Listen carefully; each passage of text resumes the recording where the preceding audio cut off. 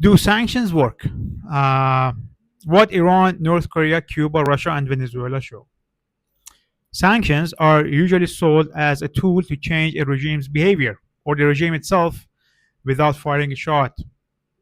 Decades of evidence on five heavily sanctioned states suggests that they rarely do either. What they reliably do is shrink economies and shift the burden of that shrinkage onto ordinary people, while the state apparatus adapts. Let's look at the pattern case by case for these five countries. First, Iran. Oil and banking sanctions tightened sharply from 2010 to 2015 and again after 2018. Economic research estimates sanctions cut Iran's per capita income by roughly 4% at their peak, among the largest effects measured for any sanctioned country. That pressure did produce one negotiated outcome, the 2015 nuclear deal, but it didn't survive. The US withdrew in 2018, sanctions snapped back, and Iran resumed enrichment. Nearly 2 decades on, the ruling structure is unchanged. The missile and the nuclear programs continue, and Iran's currency and middle class have been hollowed out. Sanctions evasion through barter deals, shadow fleet oil sales, and front companies, to name a few, has become a specialty of state linked actors, notably the IRGC, which in Iran is called Sepah, who are positioned to profit from scarcity in ways private businesses can't. Let's look at North Korea now. UN and US sanctions have run for over 15 years with the explicit goal of denuclearization.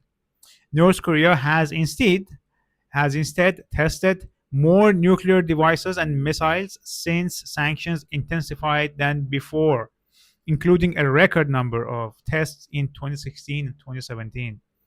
China's tolerance for sanctions busting trade, because it doesn't want the regime to collapse on its border, has blunted enforcement.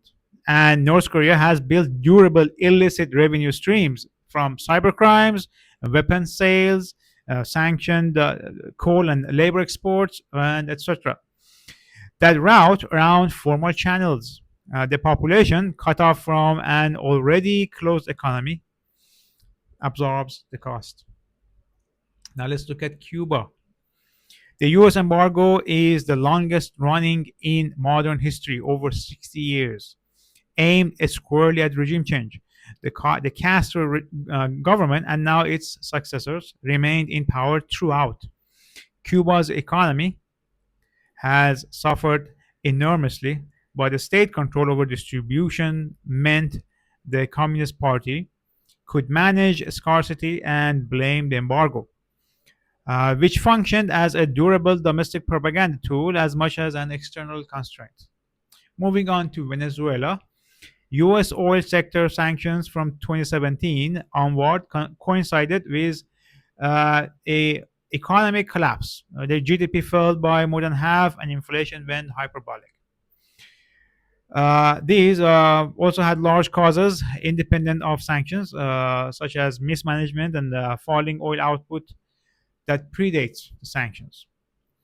Maduro remained in power through a contested 2024 election. Elites tied to the government and military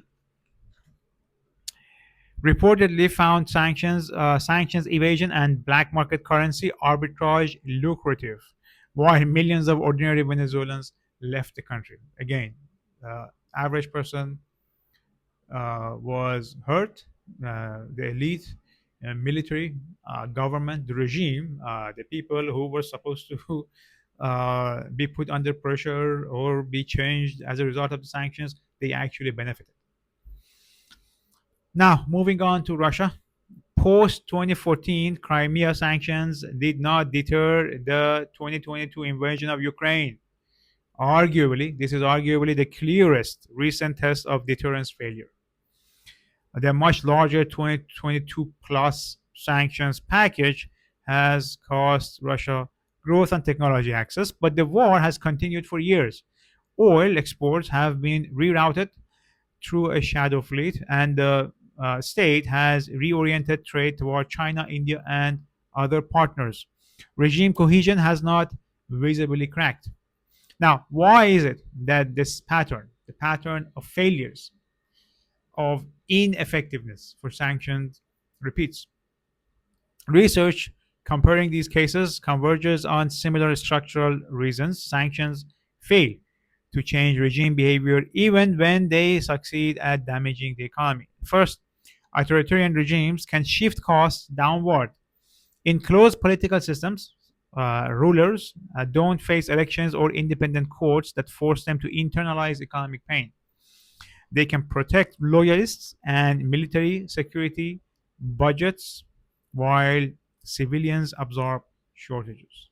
Second reason, sanctions create rents that flow to the state, not away from it. Smuggling, currency arbitrage, and sanctions evasion require connections, capital, and impunity.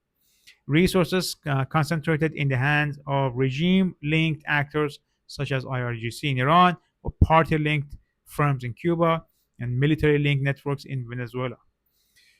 These resources cannot be found uh, uh, in the hands of ordinary business people. Scarcity becomes a monopoly opportunity for the already powerful. Third, third reason why sanctions have failed: a patron or workaround usually exists.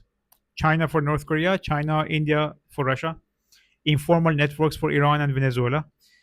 Sanctions rarely apply through global pressure because non Western trade options remain. And that is particularly true in this day and age, given that US statue as the dominant power in the world is declining, and we are practically living in a multipolar world. Fourth reason for sanction failure: nuclear and missile programs are treated as existential, not negotiable.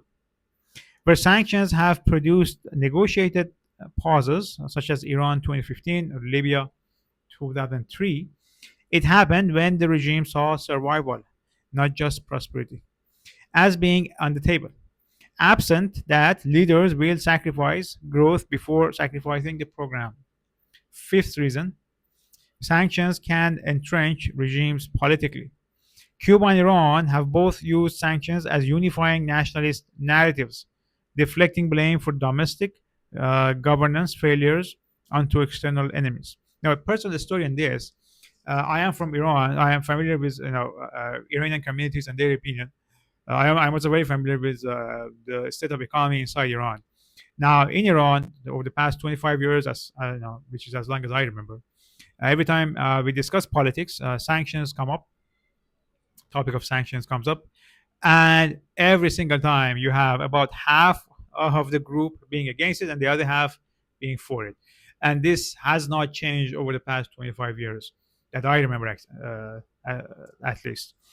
All right, so that itself should tell you that it is not a topic that is settled. It's not something that the majority of population supports it in these countries, and it is mostly used by the government, to blame and to cover to blame the dire economic situation, and also to cover their own mismanagement.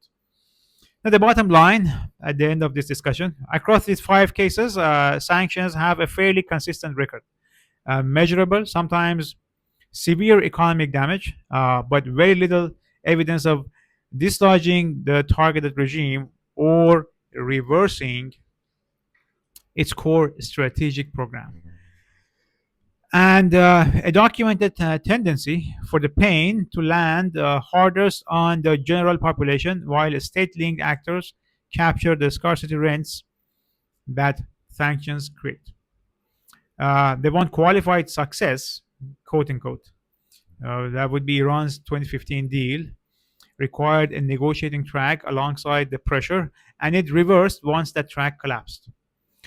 Where researchers see sanctions work, it's almost always in that narrower, temporary, negotiation dependent sense, not as a mechanism for regime change or civilian driven political transformation. Right? I hope you guys learned something here. You guys have a good rest of the day.